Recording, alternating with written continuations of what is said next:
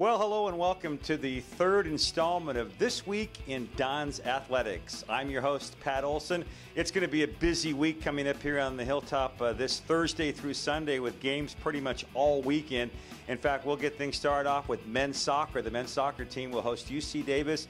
That's Thursday at 7 p.m. And then on Sunday at 4 o'clock, they'll entertain Sacramento State at Negoesco Stadium. Here at DonsTV, we had a chance to catch up with USF men's soccer coach Eric Visser, and he previews those matchups. We had a bye weekend this weekend, so we didn't have any official games. So we utilized the bye weekend for a week of good training. So with the two games coming up on Thursday and Sunday, I think we're in a really good space. Two very challenging teams, both Davis and Sac State are very tough teams. Davis this weekend was on the road. They were at Denver and at Air Force at high altitude.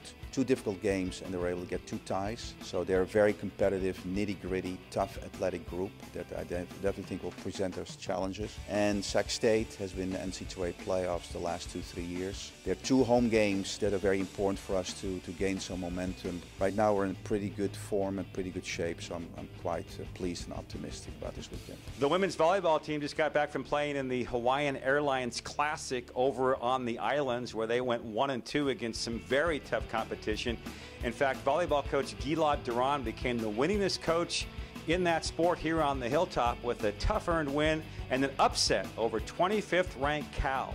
This weekend, they'll turn things right back around and host their own tournament. It's the ASICS Powerade Challenge at One Memorial Gym this Friday and Saturday. This weekend we're hosting on Friday night the University of Long Island.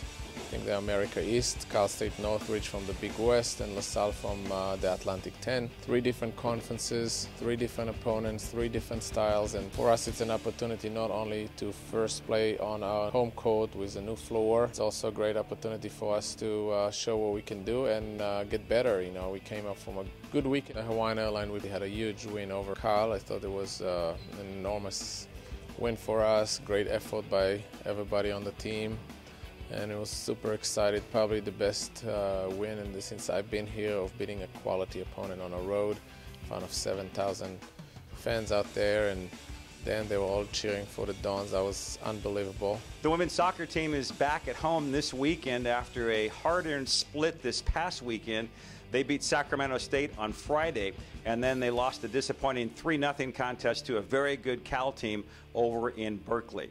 They'll host Northern Arizona on Friday. That's a 7 p.m. kickoff. And then Nevada, 1 p.m. Sunday at Negoesco Stadium.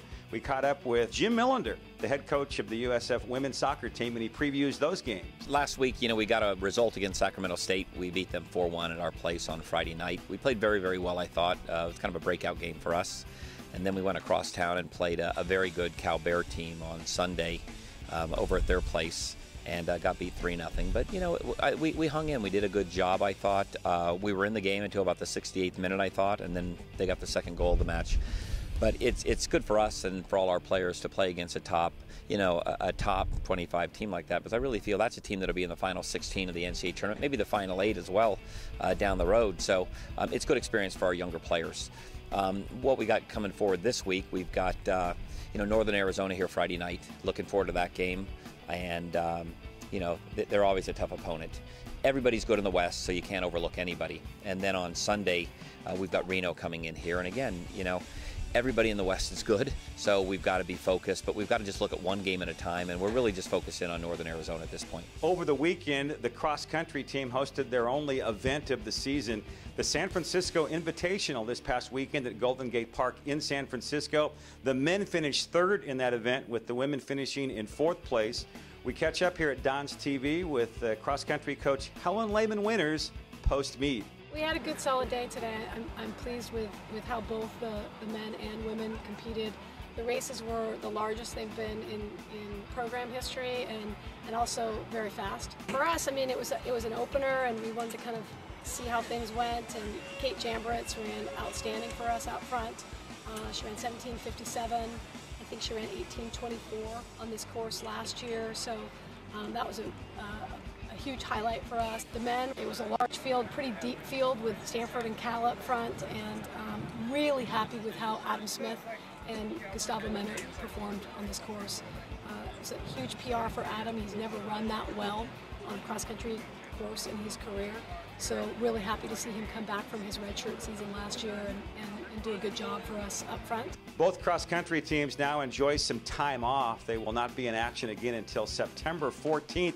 Once again, that is in San Francisco. That will be for the San Francisco State Invitational. We also want to remind all of you watching out there that kids get in free at all USF events this Saturday and Sunday here on the Hilltop. That'll do it for our third installment of This Week in Dons Athletics. Tune back in each and every Wednesday here at usfdons.com for our weekly recap of things going on the Hilltop. I'm your host, Pat Olson. Thanks for watching, and go Dons!